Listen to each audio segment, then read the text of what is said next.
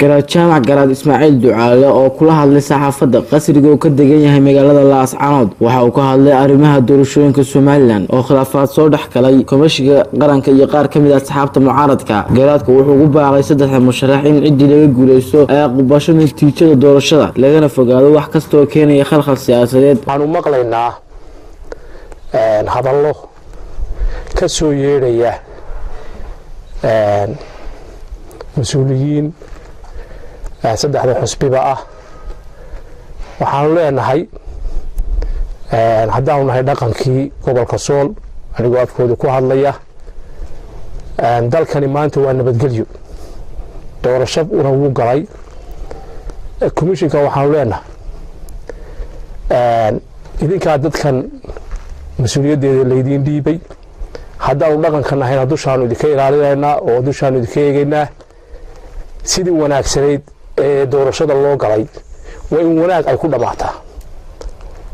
saddexda musharaxna waxaan leeyahay Muuse Biixi waxaan leeyahay haddii lagaa helo waa inaad Cirre iyo Faysal Cawraado aad u hambaliyeysaa. Cirrena haddii laga helo waxaan leenahay waa inaad Muuse iyo Faysal aad u hambaliyeysaa. Faysal haddii laga helo waxaan doonaynaa inuu Muuse iyo Cirre u hambaliyeeyo. dadkana dad wada dhashay weeye. Soomaaliland maanta dhibaato iyo buuq iyo qaylo kama ogolin. weliba waxaan la sii hadlayaa beelaha dhexe ama isaaq baan la hadlayaa. haddii Soomaaliland markii hore idinku aad iska wadateen maanta haddaanu hartinahay waanu soo galnay siyaasadii waxbaanu ku leenahay doorashadii waa galnay. haddaad hore isugu diri jirteen ama isu qabsan jirteen maanta ma ogolin intaa in la eego dhibaatada Soomaaliland kama ogolin. waxaan leenahay jidada ha lagu qanaco go'aanka ha lagu qanaco waxa weeye ha la isugu hambaliyeeyo cidii guuleysatayna si wanaagsan ha loo qanciyo komishiga saas aan leenahay. haddaanu hartinahayna maanta dalka Soomaaliland in dhibaato ay ka dhacdo raali kama nihin mana aqbalayno umana dulqaadanayno.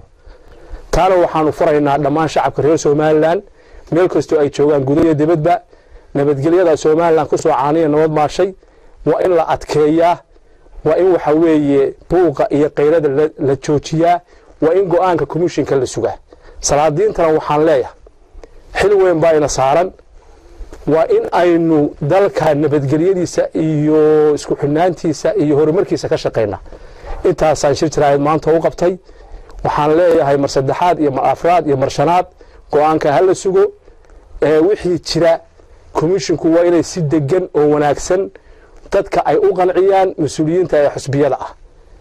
xabadna kama ogolin dalkan dhibaatana kama ogolin. weliba haddaanu hartinahay mar saddexaad baan ku celinayaa maanta waynu isugu soo galnay dalka waxbaynu ku wada leenahay. haddaanu horey ka maqnay maanta waxa weeye siyaasadii iyo awoodii iyo dhaqankiiba intaba waa ku joognaa. ma aqbalayno idinkana aqbali mayno isaaqo dalkana idinku malihidin waa wada leenahay. wasalaamu calaykum waraxmatullahi wabarakaatu. waxa uu garaadku tacsi u diray eheladii iyo qaraabadii ay ka geeriyoodeen dadkii xalay ku dhintay rabshadihii ka dhacay magaalooyinka Burco iyo Hargeysa.